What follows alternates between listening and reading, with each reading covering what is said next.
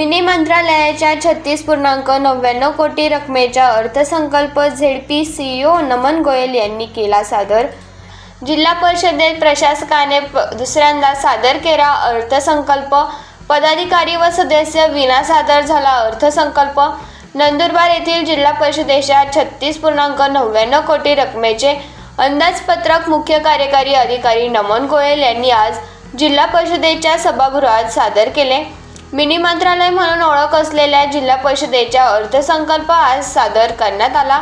2025-2026 मधील 46.77 कोटी रुपये रकमेचे सुधारित व 2026-2027 साठी 36.99 कोटी रकमेचे मूळ अंदाजपत्रकास मान्यता देण्यात आली।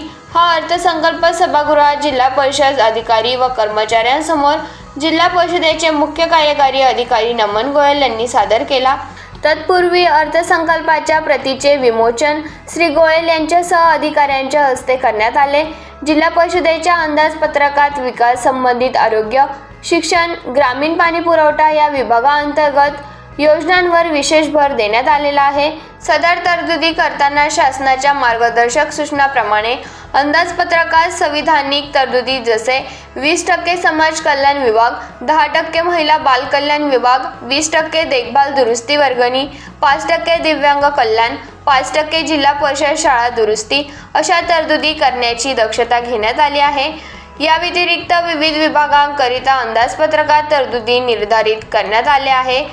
यावेळी अतिरिक्त मुख्य कार्यकारी अधिकारी चंद्रकांत पवार, मुख्य लेखा व वित्त अधिकारी प्रवीण देवरे, उपमुख्य लेखा वित्त अधिकारी भगवान कोळपे, उपमुख्य कार्यकारी अधिकारी गणेश मोरे, लघु सिंचन विभागाचे कार्यकारी अभियंता श्री चौधरी, जिल्हा आरोग्य अधिकारी रवींद्र सोनवणे, जिल्हा शिक्षणाधिकारी भानुदास रोकडे, उपमुख्य कार्यकारी अधिकारी उदय कुसूरकर, समाज कल्याण अधिकारी नंदकिशोर सूर्यवंशी, संपूर्ण स्वच्छता अभियानाचे IB पवार यांच्यासह अधिकारी कर्मचारी उपस्थित होते।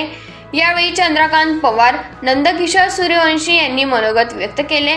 कार्यक्रमाचे सूत्रसंचालन भगवान कोळपे यांनी केले तर प्रास्ताविक व आभार प्रवीण देवरे यांनी केले।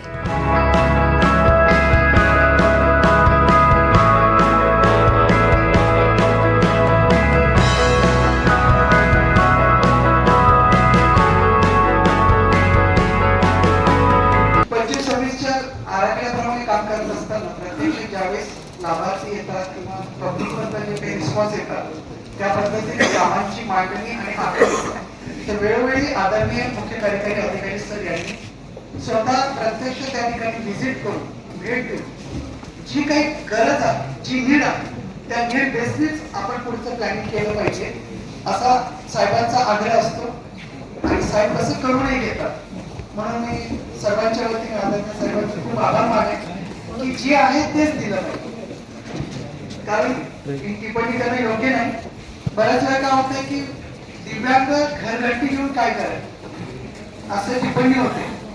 पिठाची चक्की दिलं म्हणजे त्याचे सक्षमीकरण झालं का असा साहेबांचा प्रश्न असतो। पण ज्यावेळेस साहेब स्वतः दिव्यांग बांधवांना शाळेमध्ये भेट देतात त्यावेळेस सरांच्या लक्षात येतं की त्याला झोपायला गादी व्यवस्थित नाहीये, त्याला पलंग नाहीये, उन्हाळ्याचे दिवस आहे तो कूलर नाही, हिवाळ्याचे दिवस आहे गरम पाणी नाहीये, तर ह्या गोष्टी देणं गरजेचं असतं।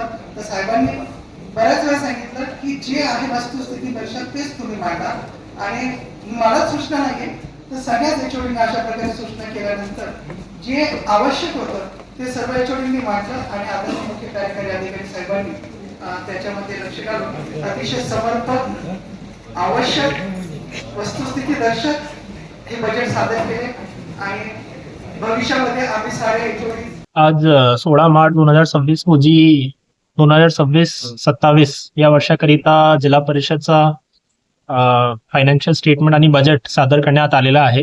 हा बजेट सुमारे 36.99 कोटीचा असून याच्यामध्ये आम्ही प्रत्येक विभागनिहाय समतोल आणि सरसमावेशक अशा प्रकारे नियोजन केलेलं आहे, जेणेकरून आपल्या जिल्ह्याचा आणि ग्रामीण भागाचा सरसमावेशक आणि सर्वांगीण विकास आपण याच्यात नियोजन सुद्धा केलेलं आहे। याच्यामध्ये आम्ही खास करून शिक्षण, आरोग्य, महिला व बाल कल्याण असे विषयांवरती जास्त फोकस केलेला आहे. सोबतच कशाप्रमाणे आम्ही जास्तीत जास्त बिल्डिंग्समध्ये सोलर करता येऊ शकतो आणि आपले जे वीजचे बिल येतात ते सुद्धा कमी करू शकतो, याच्यावर सुद्धा आम्ही फोकस करत आहोत.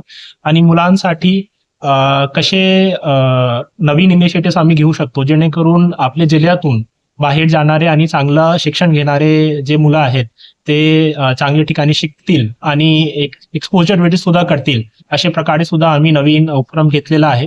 याशिवाय आमचा प्रयत्न आहे की प्रत्येक आमच्या आरोग्य संस्था एनक्वा सर्टिफाईड व्हायला पाहिजे, जेणेकरून लोकांना आणि आपले सर्व नागरिकांना चांगल्या आरोग्य सुविधाचा लाभ मिळेल आणि एक चांगला सुविधा प्रत्येकांना मिळाला पाहिजे. त्याच्यासाठी आम्ही जे दुर्गम भाग आहे तिथे सुद्धा आम्ही प्रयत्न करत आहोत. आणि सोबतच आपला नळ जोडणीचा जो प्रकार आहे तो खूप कमी आहे आपल्या जिल्ह्यामध्ये. धडगाव आणि अक्कलकुवा तालुक्यामध्ये नळ जोडणीचं प्रमाण वाढवण्यासाठी सुद्धा आम्ही खास करून तरतुदी केलेली आहे. आणि सोबत जे आता उन्हाळ्यात होणारी टंचाई आहे त्याच्यासाठी सुद्धा आम्ही विशेष याच्यात नियोजन केलेलं आहे.